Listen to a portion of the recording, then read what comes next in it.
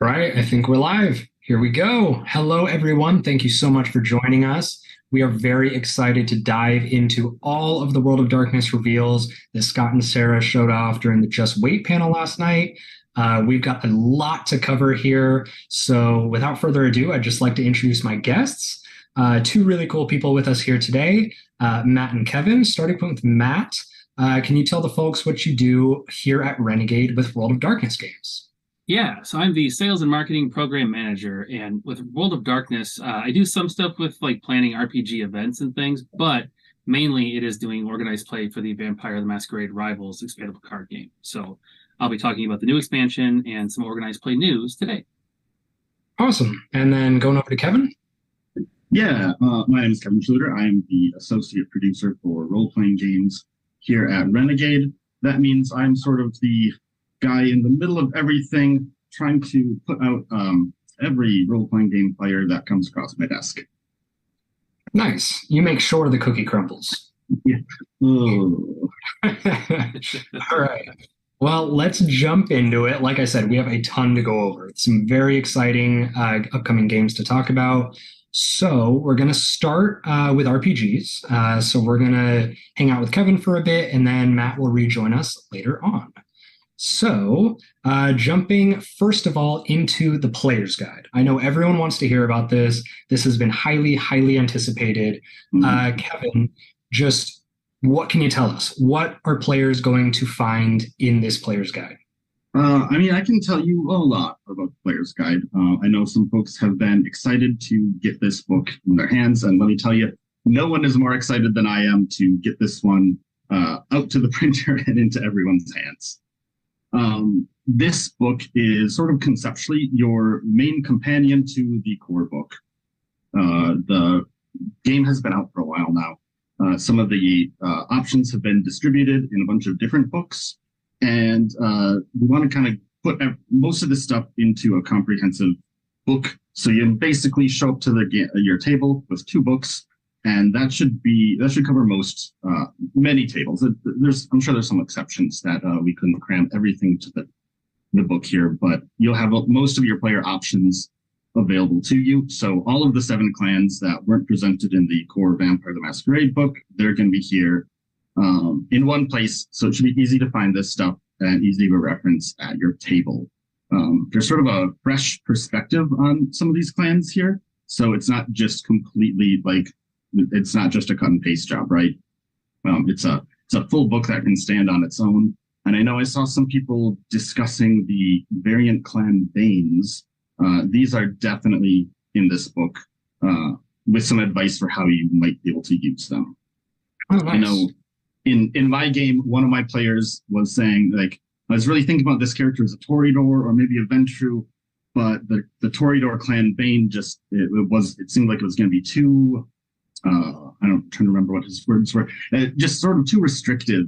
And so one way you can use these clan Banes is just sort of as an option for your players.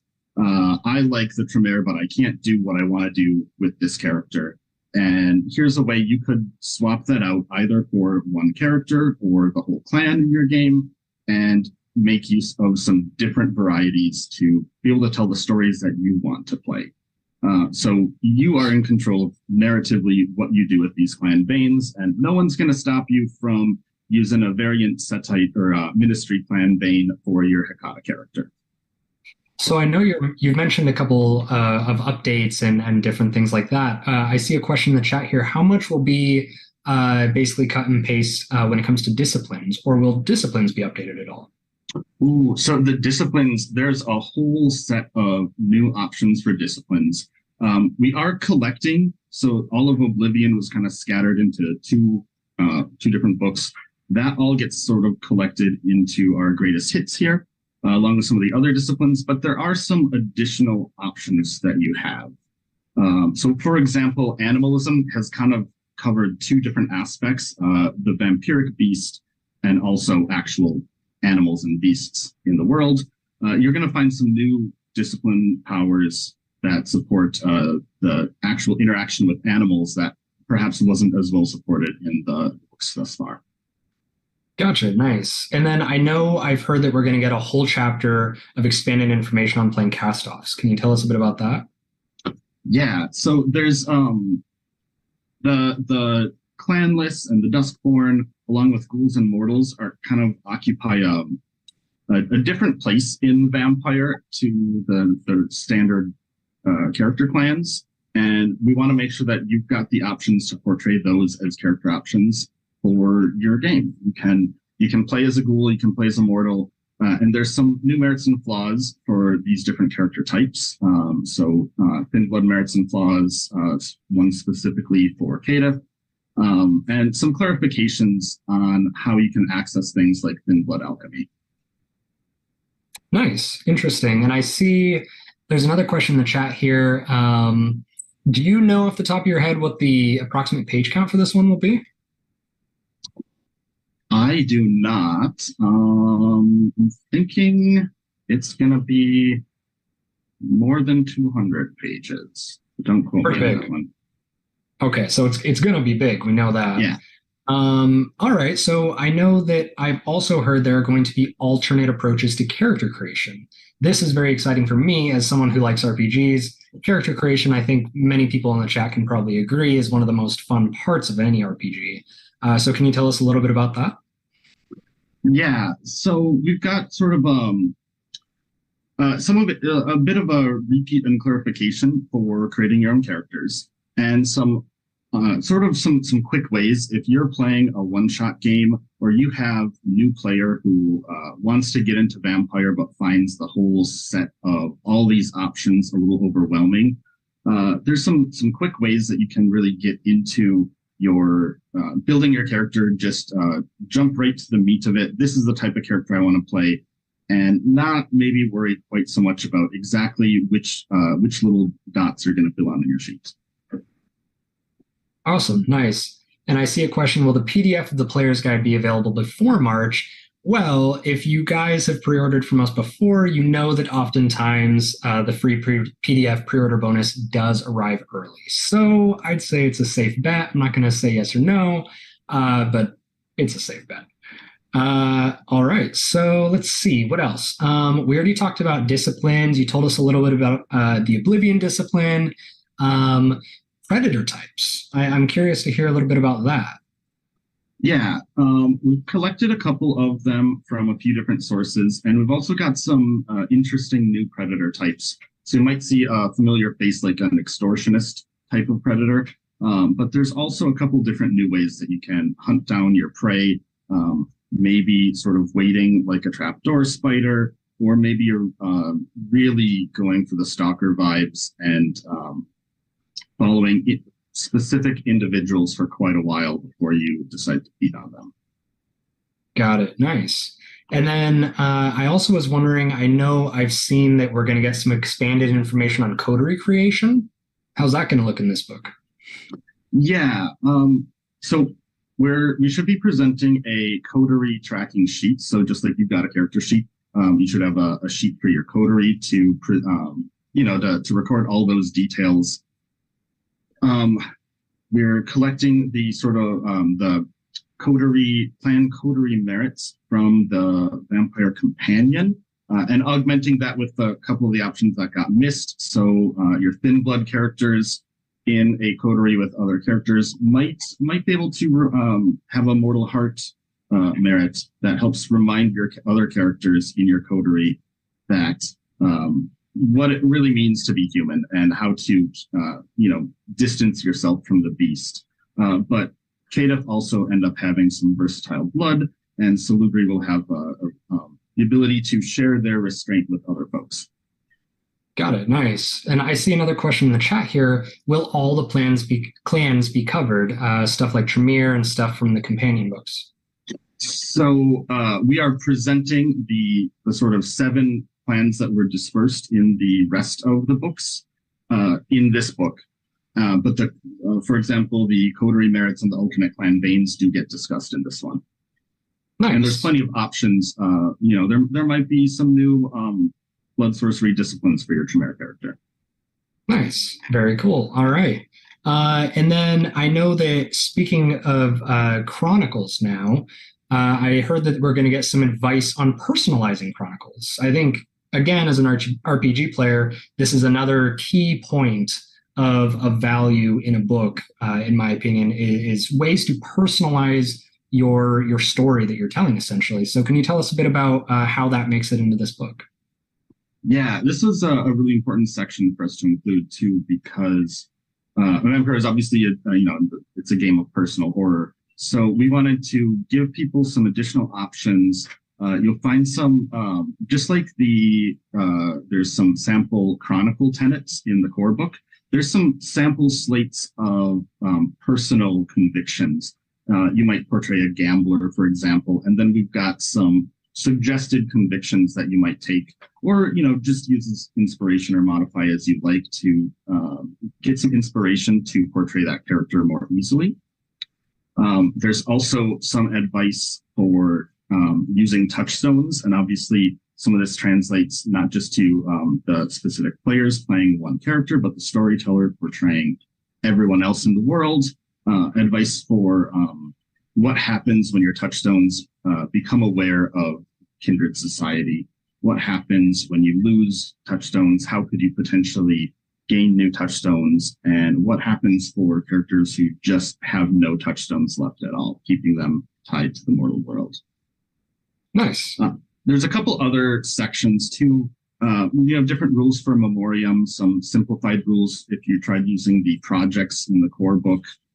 There's also a good section on considerate play. Vampire is a horror game, and we want to make sure that it gets that sort of good discomfort that horror games and films can provide for people, and sort of keep everyone on the same page. Just some good concrete advice for dealing with some sensitive topics at your table, so that everyone gets to have fun and no one really feels left out.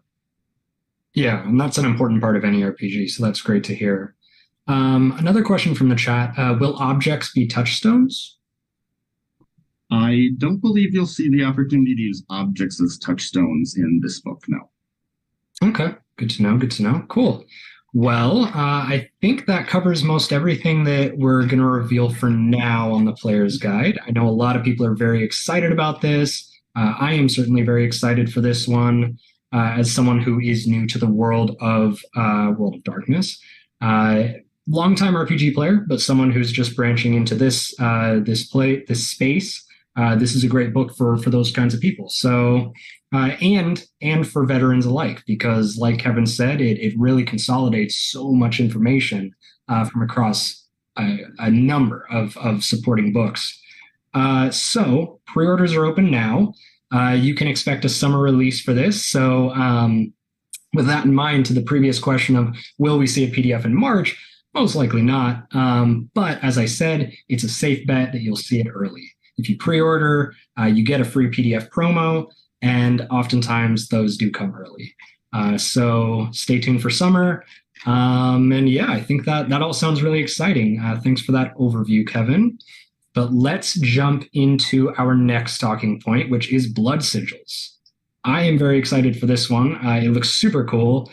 I'm somebody who likes to play on the darker end of the spectrum when it comes to role-playing games. I like to play go into the nooks and crannies of the darker themes and really feel like I have a good time there. So this book strikes me as something that is going to present that option to players, just at face value here. So Kevin, we heard that we're going to be getting this last night, sometime in the summer here, but tell us, for people new to RPGs, what is an RPG source book, and what things can people expect to see in this one? Yeah, a source book generally has a lot of information that's expanding the world and expanding your options for both players occupying the storyteller role and folks playing a single character. So in this case, Blood Sigils really discusses the sort of blood magic as a scene that can happen in your chronicle. Some of the earlier editions of Vampire had sort of walled off blood sorcery as an option for only a couple characters. But with some of the changes that have happened in recent years for the Kindred, this different types of blood magic are becoming available to lots of different types of kindred. And that's a very exciting place to be. You can tell all sorts of stories about, sort of dark dealings and espionage related to blood magic and its movement and trade amongst vampire society. So it's not just a book about the disciplines of thin blood alchemy and blood sorcery, but a book that really integrates them into the story or helps you integrate them into your story to the extent that you want to. You can just take it for some cool powers, but there's a lot more to it. That sounds really interesting. And like I said, I'm definitely a neonate when it comes to this kind of stuff. I, as I said, I've been playing RPGs for years, but have not tried Vampire the Masquerade with my group yet, and it's something I'd like to do. So as a new player coming into this world, can you explain the blood magic scene a little bit? Like, what does that look like in this world, and how will we see that come into play in Blood Sigils, aside from what you've already said? Yeah, so the two disciplines that this book sort of focuses on, blood sorcery and thin blood alchemy, they end up being a lot more flexible than some of the other disciplines. There's sort of a never-ending set of you can grab a ritual here, a formula there, and you can pick up these weird and wondrous powers. And I don't just mean wondrous like magic, but kind of Alice in Wonderland sort of powers in some cases.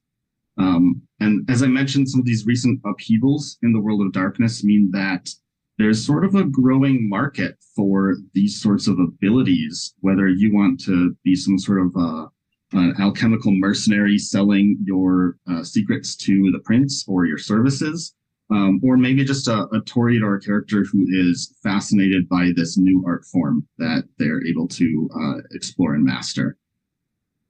Neat. Yeah, that's really cool. And I saw a question in the chat here. I think it's linked to my next question that I had planned for you. Will Blood Sigils have any magical artifacts or types of creations that sorcerers and thin blood alchemists can create? There is definitely some weird stuff like that in the book. I don't want to go into too many details on it. We have, as you know, this book has been a little bit delayed, and I think our last delay is the last one. So I'm not quite sure. A couple things might not make the cut, so I don't want to spoil anything that ends up not in the book in that regard. But there are some of these things in there. That's good. That's cool to know, though, that, yeah, stuff like that will be in there. To what degree, we will see. So there's a sample story in this book as well, right? Something that exemplifies the blood magic scene. Can you tell us a little about that without spoiling the story? Yeah, we just want what to say without spoiling the story. It's not necessarily the sort of completely pre-written story that you might expect. It's a bit more of a story outline, a sketch, if you will. What's one good example how your characters could sort of get drawn into this world of the underground blood magic scene in any city?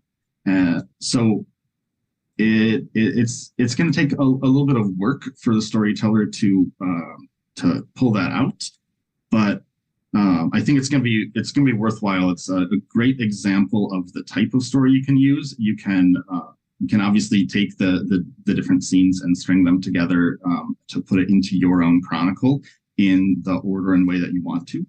And it's a great example there for you. Nice. Yeah, that was great. All right. So I know you've talked a bit about the blood magic scene already, but I know you mentioned blood sorcery rituals. Mm-hmm. Can you talk a bit about those and explain how they'll fit into these stories? Yeah, because each different ritual or an alchemical formula ends up being a sort of small and contained piece of content or an ability that your character has, it opens up a lot of use to be able to sort of as a mercenary sell that ability while holding it tightly yourself, or function as buyers and sellers. You might need to track down 2 other rituals in order to buy the one ritual that you need. You might need to perform other tasks or services to get the thing that you need to sell to the prince or the baron. Any way you want to sell it. There's a lot of weird stuff happening with blood sorcery and thin blood alchemy. Nice. That's really cool. I think this book sounds awesome. I'm very excited. The art alone, I know I've seen a lot of compliments on the art we're showing off in the chat. Totally agree with you guys. This art is fantastic. So yeah, this book is up for or not up for pre-order yet, but it will be coming soon. So keep an eye on socials. We'll probably see this book sometime around summer, but we're gonna have more information for you guys on March 1st. So things will get a little bit more concrete then. So be sure to come back and join us. All right, so moving on from Blood Sigils, let's talk about Chicago by Night a little bit. Now, this is a book that obviously is already out, but as many of you probably know, we are doing a reprint. So Kevin, for anyone who may not know, can you tell us what Chicago by Night brings to the table for players? Yeah, Chicago by Night is it's sort of a chronicle book. It details the city of Chicago and its kindred inhabitants in quite a bit of detail. It's also where the La Sombra clan was first presented for this edition of the game. We're working on the reprint. There's still a few copies out there in the world, and we know that those are dwindling, and it's time for us to get our reprint out there. It's sort of a nice setting book, but I don't actually anticipate any major changes to it. So there's no real reason you need to wait for this reprint if you spot a copy that you want to pick up. Nice. That sounds good. All right. Well, that all sounds very exciting. I think that about covers our Vampire the Masquerade talking points. Before we move on and start talking about Hunter the Reckoning, though, I think we should do a giveaway. What do you think, Kevin? Giveaway? Why not? Let's do it. So if these three books that we just talked about, The Player's Guide, Blood Sigils, and the Chicago by Night reprint excite you, then let us know in the chat. All you got to do is comment which one excites you the most, and you are going to win an early free copy of that game. So this is pretty special what we're doing. We're actually, we fly in like 20 copies of each game, and those go to people like Kevin to make sure everything's all good.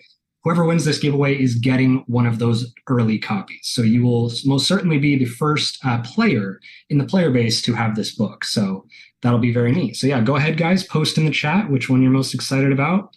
See, I see it moving. And our moderators are going to do their moderator magic. Someone will be randomly selected to win. See a lot of Player's Guide. There's definitely some blood sigils in there. Yep, seeing some blood sigils now. Player's Guide, tons of Player's Guide, blood sigils. It's about 50-50. Nice. Oh no, I saw a werewolf. Trying to sneak that one in there. Yeah. Player's Guide, nice. Looking good. Wow, it's moving fast. Can't even read the names. Blood sigils. Which one are you most looking forward to, Kevin, as a fan of this game world? I might play Tremere, so it's probably Blood Sigils. Yeah, fair enough. Oh, looks like we got a winner too. Kyle Coolwick. That's a cool name. Player's Guide. Congratulations, Kyle. Follow the instructions in the chat to get your prize. All you got to do is email customer service at renegadegames.com and we'll get you set up. Congrats, Kyle. All right. Very good. Let's move forward then. So again, pre-orders are open for the Player's Guide and the Chicago by Night reprint. Pre-orders for Blood Sigils are coming soon. Rejoin us on March 1st to learn more about that one. But if you're interested in Player's Guide or the Chicago by Night reprint, you can grab those today, place your pre-orders, and you will get a free PDF promo for both. Alrighty, I think we can venture into the world of Hunter the Reckoning. This is one of my personal favorites. I think Hunter is a game that really rings true to the types of games I like to play, so I'm excited to talk about this. First of all, Kevin, let's dive into Lines Drawn in Blood. Scott and Sarah revealed this last night in the Just Wait stream. This is going to be a chronicle book for Hunter the Reckoning. So for hunters new to the RPG scene, what is a chronicle book, and what can players expect to find in this one? So a chronicle book is generally presenting a set of stories or story options that a group can play through. This book, for example, is going to offer 4 different stories. then you can use them to for generally people are going to sort of run the stories as written. But I can tell you for, I don't know, 7 or 8 years ago, I really kind of embraced the pre-written stories for role-playing games. They're very helpful for folks with a busy schedule. Yes. And for folks who have a less busy schedule, they're also really great for inspiration and ideas. So if folks have picked up the core Hunter book and are kind of not sure what a good Hunter story is going to look like, I mean, one, you could look at one of our streams. I think Diana did a great job. The first episode, they're telling people what Hunter was going to be like. But these are 4 different stories that you can use as you like. You can take the quarries from them and you can use them in your own chronicles as you like. You can reuse them. A lot of people think, oh, I've read that once, I can't play it. And like, it's actually kind of fun to play through stories that you've already played through before, that you might run them yourself and then run them for another group of friends as a sort of one-off, a break from your vampire game or other stories. You might want to get people into World of Darkness, and this is an easy way to use Hunter to do that sort of thing. Nice. And yeah, I totally agree. My group, for example, has probably played through the same campaign. I think our most replayed one was 3 times over, and it felt different every time. So yeah, cool. So can you give us a little preview of each story chapter without, again, giving any spoilers away? I know that's tricky, but yeah. Yeah, I went back and forth on this, and I'm not really going to preview each story because especially with Hunter, the investigation and exploration of each quarry and trying to figure out what it is that you're facing is such a huge part of the game. Even when you think, oh, this is some sort of a vampire or a sorcerer or maybe a fae spirit, hunters don't have all the answers, and they don't know all the lore about vampires in the World of Darkness. And the Hunter stories and the Hunter book doesn't present them as necessarily fitting neatly into some of these categories. So I can tell you that the team took a nice broad look at sort of some horror genre and different monster hunting stories, and we selected some different examples. So I guess there's your spoiler. It's not all vampires that you're hunting in it. But there's 4 different stories: Pressure Test, Outsiders, Blur the Lines, Alone in the Dark. You can kind of run them in that order to make one longer chronicle with the same characters, or you can sort of pick and choose as you like. You might want to start with Pressure Test. You might want to finish with Alone in the Dark. You don't have to. Nice. That's really cool. So hypothetically, could somebody like pull one of these chapters and kind of insert it into their own campaign? You can definitely just pull one of these that you prefer and leave the others. You can just steal ideas from the others. You can steal the locations that your players didn't end up going to and toss them into a different story that you're going to tell.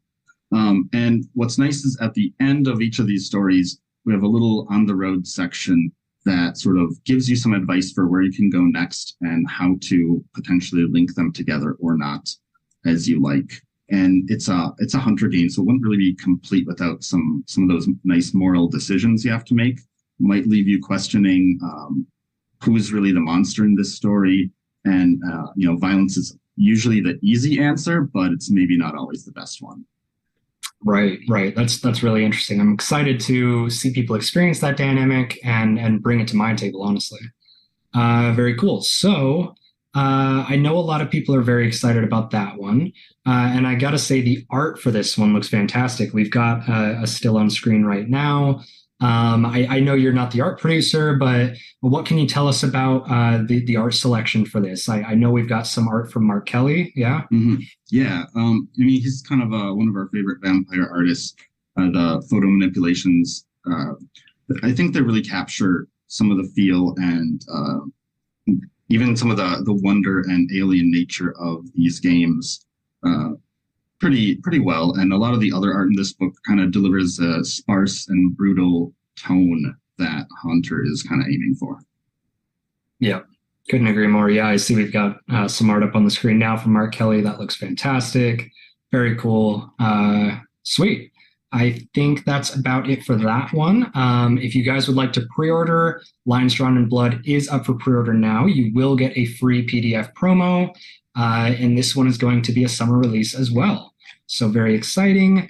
But that's not it. We've got more to talk about for Hunter the Reckoning. Got a little more. Got a little more. Also revealed during the Just Wait panel was the Storyteller's screen and toolkit. This is a super useful accessory for Hunter the Reckoning. So Kevin, what does this RPG accessory offer for storytellers? So you're going to have the sort of traditional storyteller screen. We've got some great art from Mark Kelly on the front to hide your notes, your dice rolls, anything you want. On the back side, we've got the sort of expected rules references and tables. One of my favorite options there is, we're not above making some new tables if it's sort of helpful. So we've got a table that summarizes the monster abilities and weaknesses on from the core book that takes a couple pages. And we've also got some other tables. What's our did we have a table picture, I thought? We do. I think it's after. Here we go. No, one more. There is a little bit of a lag for us, people in the chat, so we might not be looking at the same thing, but yes, there is a table preview. All right. We do have some of those tables that maybe didn't end up as tables in the core book that are going to be on there. And some of the useful tables that I know when I'm running games, there's just sometimes questions like always needing to look at people's character sheets to remember which abilities are in this edition of the game. Right. And we got some of those things covered so that you've got some good options, good reference material on your screen. Nice. That sounds great. Yeah, I see we're looking at an image here of the inside. There's difficulty, weapons, armor, awarding experience, spending experience. Like Kevin said, just ways to streamline your gameplay, make it so you don't have to, dive into the core book every time you want to do something more mechanical of nature. So that's really neat. Cool. So aside from those types of tables, is there anything, any like new rules that were implemented with this? Anything new that we maybe don't see in the core book? Yeah. If you have seen our the sort of equivalent vampire storyteller's toolkit, you're not going to be surprised to find a group of strangers here. In this case, it's a group of 50 witnesses that you can use for your game. There's some different plot hooks and sort of story options associated with them. We've got some additional, a whole story that can be played through in just one session of play. So this one's another example of a pre-written story that you might use as is. You might just use it as inspiration for your chronicle. And we've got some specific advice in there to make sure that you've got a little bit of advice for how to take this story set in a specific place and adapt it to your own location to sort of stretch it out. Maybe if you have a longer session of play than just maybe 3 hours or so. And then there's some additional rules in there. The additional rules are going to cover some extra situations that just in general might occur that didn't fit in the core rulebook. So things like concealment, driving, falling, sneaking into places, and other types of intrusion. All that stuff's in there. Nice. That's really cool. The 50 witnesses in particular is really neat. I think that speaking as an RPG player, just having something like that, I guess more so on the DMing or storytelling side of things, is incredibly valuable because you spend a lot of time prepping for these chronicles, and just having that can remove a lot of time that it takes to prepare. Just being able to pull a witness that's already fleshed out with all sorts of cool narrative points. All right, so moving forward, I think that sounds great. That one is also up for pre-order.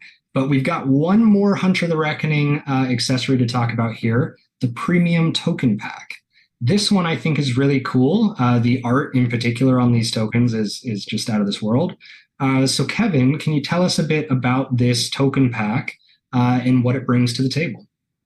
Yeah, with Hunter the Reckoning, a couple of the statistics that you're tracking are actually your cell as a whole, not just you're not tracking an individual level of danger, but the danger affects the whole table. And when I read the book, I realized I think we want some sort of nice physical representation of some of these elements so that folks can really kind of track everything on the table in a way that's visible for everyone and lets you just kind of get some of that visceral physical appeal when you're tracking these things. Right. And I imagine having these physically at the table are going to affect gameplay in some sorts of ways, maybe add some like dramatic flair. Oh yeah, just being able to like toss like as the danger is increasing or your cell gets more desperate, just tossing some of those poker chips onto the table to represent that. And then when folks are finally able to shake themselves out of despair with the help of their cellmates, they can toss that despair token right back at the storyteller. Nice. That's awesome. Yeah, and we've got a picture up on the stream now. The art on these is just so cool. I remember when I saw these drop into our chat when these were still in production, they looked amazing, and they look even better now that they're all displayed as 3Ds. That's awesome. Cool. So I think that is everything for Hunter the Reckoning. 3 very cool upcoming items here. Before we move on, though, I would like to do another giveaway. What? I just want to Another give one? away. Another one. But I'm supposed to be the first one to get these, Jordan. Not this time.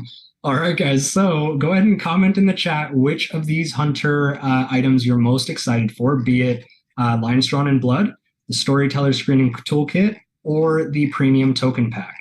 Whichever you choose, if you win, you will receive an early copy of that item.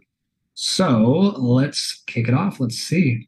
I'm very curious. I think we're going to see a lot of Lines Drawn in Blood. Mm-hmm. Yep, 2 first, Lines Drawn in Blood. Another one there. There's Storyteller Screen. Nice. Same question as before, Kevin. Which one of these are you most excited for? I know you might be a little biased towards the tokens. I mean, I might be a little biased towards the tokens. Those were kind of my idea. But I think actually the screen is going to be pretty useful for me. Nice. Yeah, I agree. I mean, GM screens are just a classic, and they add so much value to the table. You really don't even realize how much until it's on your table, and you're like, oh, like all this stuff is right in front of me. It's so much easier to access. Seeing a lot of Lines Drawn in Blood tokens. I think the pinned message I see right now is from our previous giveaway, so we'll wait until we get a new one. Oh, and there it is. Aaron Ravel, Lines Drawn in Blood. Congrats, Aaron. I hope I pronounced your name right. It might be Aaron. Either way, congratulations on winning, and you will be getting an early copy of Lines Drawn in Blood. So go ahead and follow the instructions in the chat from our wonderful moderators. You'll just reach out to customer service at renegadegames.com, and they will hook you up.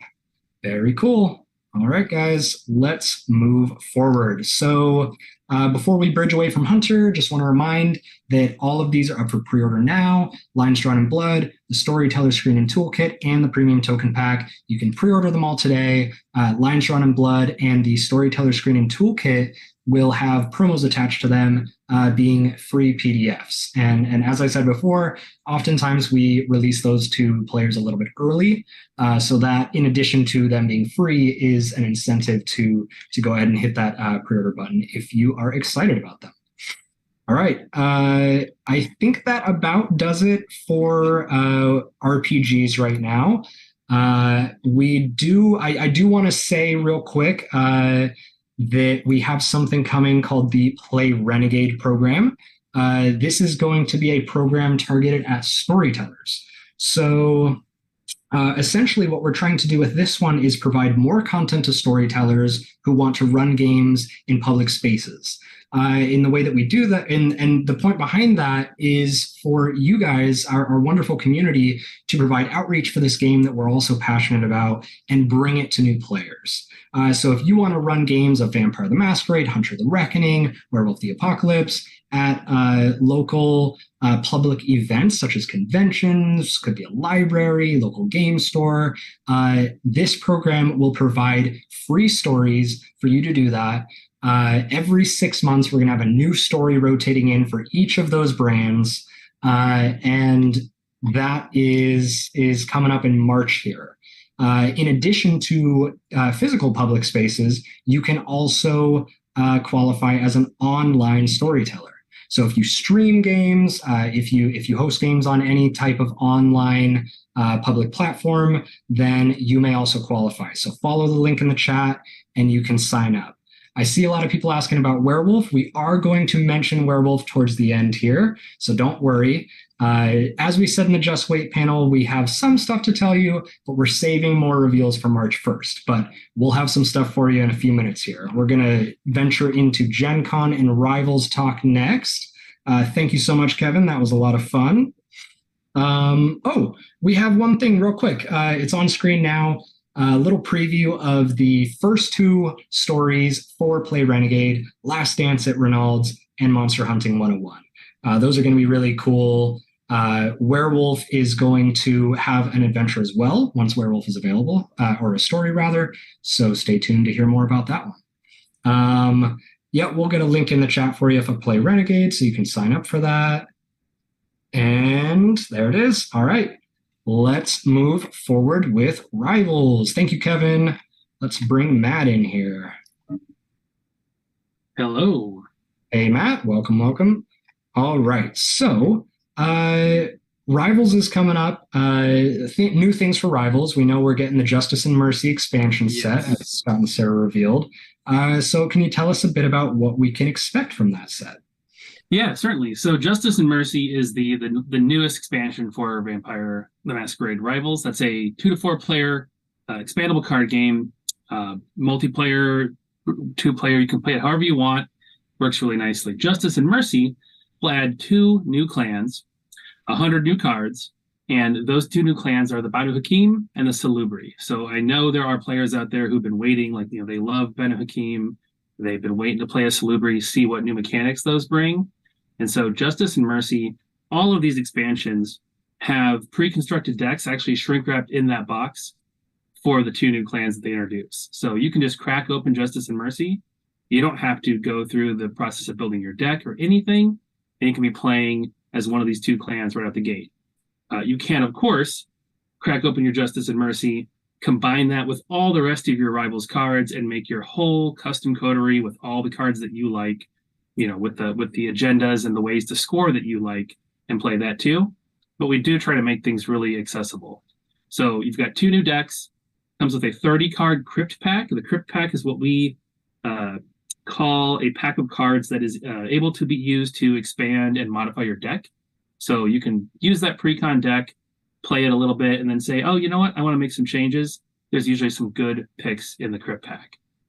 For those of you who, in terms of what those clans do, Banu Hakim is a clan all about justice, all about judgment. They're the justice part of Justice and Mercy. And they have some really cool abilities. We're going to show some of them off. One is the ability to commit unauthorized diablerie, which is a big deal in Vampire, but it is a way that they can punish, people vampires that they think deserve that kind of treatment. And then, of course, the Salubri is one of the rarest vampire clans. They're kind of a clan on the run, on the verge of being wiped out at any given time. And that leads to them having some pretty unique mechanics that we'll show here when we show a couple of cards. I see we've got Banu Hakim on screen, and now we're talking about Salubri. Yeah, we'll get through the cards here in just a second. But one cool feature for this expansion is we're actually doing an early release for game stores. So if you're a local game store, you have a Rivals community, you can get the expansion 2 weeks before the main retail release. So you can sign up for that on our vampirerivals.com site. It's very easy to find. Just go to vampirerivals.com/early and you sign up there. We will either work with the distributors or you can get product direct from Renegade, depending on where you are. Get that product early with the early release kit, the promos for pre-ordering, the same sort of thing that we have available to people who pre-order direct from us. So if you're a store, you can head there, get that product early, have a release event, and had that little bit of lead time over people buying online and things like that. That's really cool. Nice. Yeah, this one's pretty exciting. So we have up on the screen, I think here, Naomi, Savannah Hakeem Vampire. This is a card from the Crypt Pack, so this is one of those kind of mix it up, expand the experience cards. And you'll see Naomi's a Diablerist. We've had ways to commit Diablerie in the game already, however, not unauthorized like this. This is a keyword that gives the vampire the ability to Diablerize a vampire when it's defeated. There is a downside, though, because it's unauthorized. It doesn't have all the blessings and the permission given. If the vampire that commits it is defeated, they will be burned. So it's risk versus reward. Diablerie gives you some pretty nice perks, gives you access to disciplines, attributes, increases your blood potency. But if you get caught doing it, you're going to have a bad time. Interesting. Nice. And then we can jump to the second slide of cards here. Band of Hakeem have a really strong drive and attraction to tradition. So in the Crypt Pack, we have several different cards that sort of deal with that. We have 6 different traditions in the game so far. They're well known to Vampire the Masquerade players. Many of those are cards that just go into play and give you some kind of ability or a perk.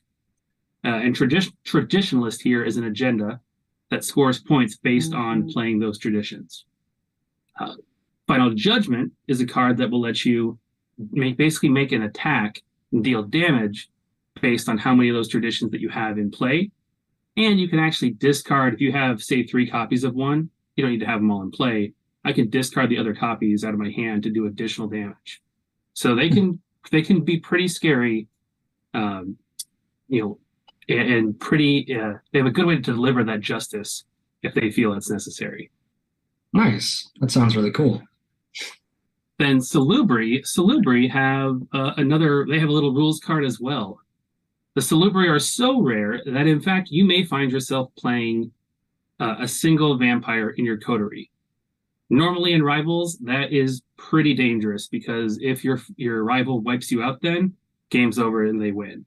Getting down to one vampire can be a pretty serious situation. But the solitary keyword here means that if you have just the one, when they're defeated, you can burn them immediately and immediately play a new vampire from your hand. So you're not eliminated from the game and the game does not end. So Salubri are not required to be solitary. Like it's not that you can only have one vampire if you're playing Salubri. I can have a bunch of other clans and vampires in my deck and play and just ignore that keyword. However, you can only have one vampire with solitary at a time, and there are some perks to being they're the only vampire you have.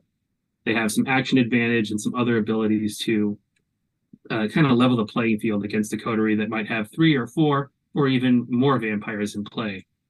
And Kashi here, you can see when he exhausts, so when he does an action, he can remove an affliction from a target character. That means anything bad another player has put on someone else's vampire. So if they give me a -1 blood potency token, a curse, something like that, I can just get rid of it. Or if somebody is making a deal with me, I can get rid of it for one of their characters too. Nice. Yeah, that's awesome. I like how each clan definitely has a very clear, unique sort of role so far. That's cool. And that's been a thing that Matt Hyra and the design team have done an amazing job in Rivals, is strongly differentiating each clan. We've got, I think at this point we'll have 12 clans in the game, and every one of them has a viable and very different play style, and sometimes multiple ways to interact with the different parts of the game.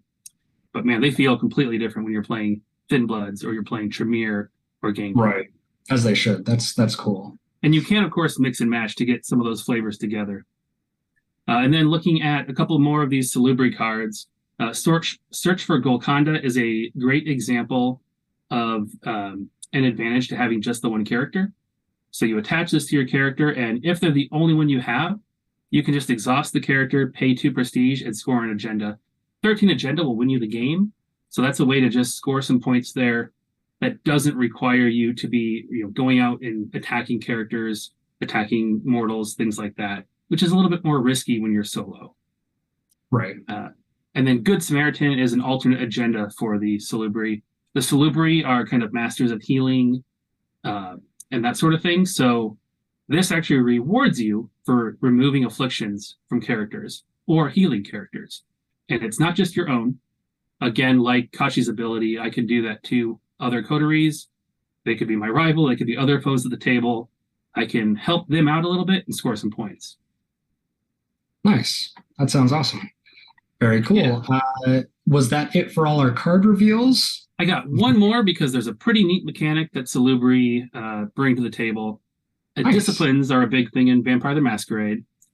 And this Justice and Mercy expansion will come with a full 2 sets of these discipline tokens that are used to either grant a discipline to a vampire or to remove it. So study their ways will allow me to add a discipline to this card and gain an action. So it basically replaces the action you use for it. And then if you're controlling just one character, they gain that discipline. So certain cards in the game need to have certain disciplines to really work well. This allows your Salubri single vampire to access disciplines they might not otherwise be able to get to. And then, of course, there are cards that will allow you to take disciplines away from other vampires, which can be very, very helpful when you're trying to survive. That's a really cool theme. I like that effect. I think that stuff like that really adds layers of complexity to card games. So that's very cool. Yes, yeah. Nice. So that's just some of what we have in Justice and Mercy. We'll be previewing more cards, all the cards in the expansion over the next several weeks on our Vampire Wednesday streams. But it's up for pre-order right now. Pre-orders will get the 2 alternate art leader cards for Chiara and Alras Tahir, the 2 default leaders in the expansion. Excellent. Very cool.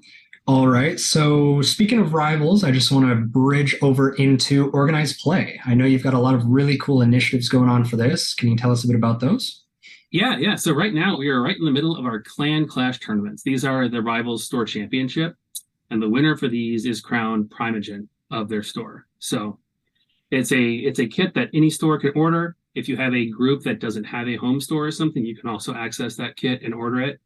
But it's got some pretty nice prizes, which I think we're going to throw up on the screen here in a second. There'll be playmats for the top 4, a set of acrylic tokens for the winner, and everyone who attends will get a set of 4 promo cards. And these are unique new promos, so they're not in a previous expansion or anything like that. There's new vampires, new havens, and new agendas available. And those are just, those can open up entirely new ways to play the game, a new agenda or a new haven. So they can be pretty exciting to get. And on the screen there, we had a bunch of the different locations, and then here is the prizes. And I would say if you go on our event finder at vampirerivals.com and you don't see a Clan Clash near you, just talk to your local game store. They can get in touch with me, get in touch with Renegade, and we can hook them up with a kit so you can have one to run locally. Nice. That sounds great. Was there anything else for organized play with Rivals? Yes. So last year we ran a series of events called the Prince of the City. We ran them all over the world, had a whole bunch of them. Great events for people to step up and play a little bit more competitive game. We're going to be doing that again this year, but things are changing just a little bit. With the Clan Clash and some other things we have planned for this year, we've got events that any store can run. The Prince of the City is going to transition a little bit to more of a larger and usually convention-based event. So we are working with UK Games Expo. We're working with Kubla Khan Origins, Southern Fright Gaming Expo in Atlanta to host Prince of the Cities at conventions like these. We'll have a full list of which ones we're going to be doing that at shortly, probably somewhere in the area of 6 to 10 worldwide. So these will be a little bit more aspirational, have still really great prizes like those plastic agendas and havens, play mats, all sorts of goodies like that. But they'll be a little bit more exclusive than they were last year. We're replacing that sort of local event with Clan Clash and something else that we'll have more details on later in the year. So stay tuned. Prince of the City still happening, still going to be awesome. Just going to be a little bit different. And the winners of the Prince of the City events do get turned into vampires, not in the sense that you get bitten, but you do get turned into an actual vampire card in the game. And the very first one of those from the original Prince of Indianapolis is actually in the Clan Clash kit. So that's cool. Those are actually going to be in people's hands here this summer. Nice. That's awesome. And I think we have some art to show off of previous princes. Yes, so we've got 4 different art pieces. Some of our princes um, that have won events last year that we are now showing off. And the first one, yes, Brandon Adams, Prince of Roseville, actually the first 2022 prince ever. Renee Heroux, Prince of Toronto. So these princes, they provided the reference images. They got to pick which clans they're most interested in being. So you guys can kind of make some guesses about what clans they might be showing up as. And then the second set, we've got, I'm going to mess up his first name. I think it's basically Murray McRoberts. He's both the Prince of Manchester and the Prince of Bathgate, having won both of our UK events. Oh, And he is nice. rocking his tartan, his kilt there. And Michael Tremarche, Prince of Palm Bay, Florida. Awesome. That's so cool. I think that's the coolest prize ever to actually be in the game that you love so much. It's really fun to see the process of them saying, hey, and they'll say like, oh, I want to be in it with maybe my cat, or I have a really important tattoo, or a necklace, something that I want to incorporate, or for McRoberts, his tartan for that I believe is related to his family, like it's an actual like Wow, family lineage thing, and then that's seeing the fantastic. artists, which we have great artists, go through and make that into a portrait like this is really fun. Yeah, totally agree. Awesome. Well, great. That all sounds really cool. If you guys are interested in Justice and Mercy, that expansion set is up for pre-order now. So go ahead and smash that pre-order button. Get your cards right on release. Those are coming in May here. All right. So I think before we transition over into our Gen Con talk, which we're going to do real quick because we're running out of time, I don't want to skip this Rivals giveaway. You guys deserve a giveaway too, so let's do it real quick. Absolutely. Comment in the chat which of these Rivals reveals you're most excited about, be it the Justice and Mercy expansion, the Princes of the City events coming up soon, or the organized play events coming up with Clan Clash. Whatever you're most excited for, comment it in the chat, and you are going to win a free copy of this next expansion, Justice and Mercy. And good to see Brandon. Brandon himself is in the chat, so we saw his picture. Hey, Brandon, good to see you again. Justice and Mercy there. A lot of Justice and Mercies. Yep. I think that they not as much vocal waiting for Ban Hakim and Salubri as we had for Ravnos, but a lot of people have been hoping to see these clans come into the game, and it's always exciting when we get a new clan and all the new sort of ways to play that comes with them. Absolutely, and especially because these clans represent, sects of players, it's really satisfying to be able to provide that. It looks like Purple Warlock Dragon. Purple Warlock Dragon, that's awesome. I love that name. Justice and Mercy, congrats, Purple Warlock Dragon. You will win a free early copy of the game. So just follow the instruction in the chat there, email customer service at renegadegames.com, and we'll hook you up.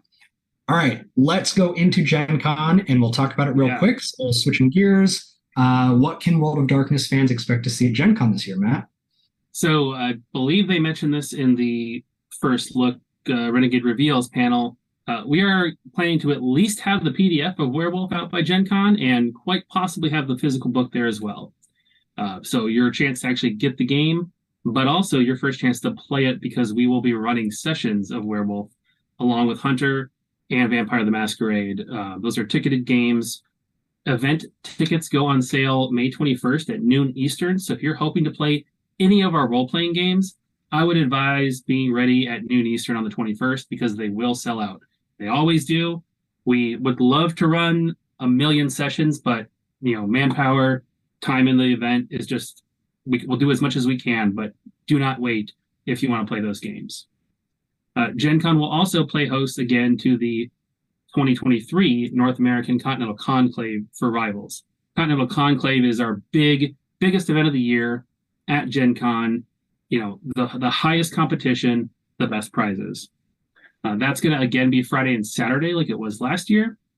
And then this year we are doing a similar slate of side events, but with a little bit extra. Thursday we will have a new player friendly event. So if you've been playing Rivals at home, but maybe you want to have a little warm up before you jump into something like the Conclave, this new player event uses pre-con decks. So you can show up with any pre-constructed deck from one of our expansions and play with other players It's a very understanding and like educational atmosphere.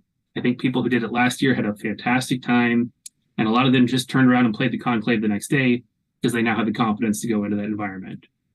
We will also that day have something for the experienced players, a World Tour multiplayer side event. I will leave the details on exactly what World Tour means up to the imagination, but we'll be talking about it soon. I'm sure you can probably guess, and that's going to be a lot of fun. And then, of course, Saturday we will have our 1v1 tournament that will also be a World Tour event, and Sunday a team event again, which we had a fun time with last year.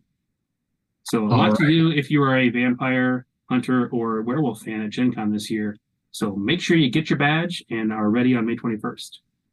That sounds great. Very exciting. Thank you, Matt. That was a lot of fun. A lot of cool things coming up for Rivals and stuff coming up at Gen Con.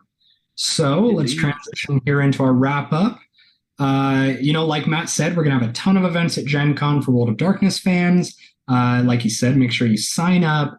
Especially if you want to participate in those RPG ticketed sessions. Those do sell out quickly. As far as Werewolf goes, tune back in on March 1st. We are going to be having a Just Wait special edition Renegade Con on March 1st, and we're going to be given some more information on Werewolf and more information on these Gen Con events that we just talked about. Plus, perhaps some more reveals for just other games. So it's going to be a fun event, and that's already coming up in less than a month. So this is really just the beginning. Thank you so much for joining us. This was a lot of fun. If you liked any of those games that you just saw, go pre-order them. The only one that isn't available yet is Blood Sigils. All right, guys. Werewolf. Or Werewolf.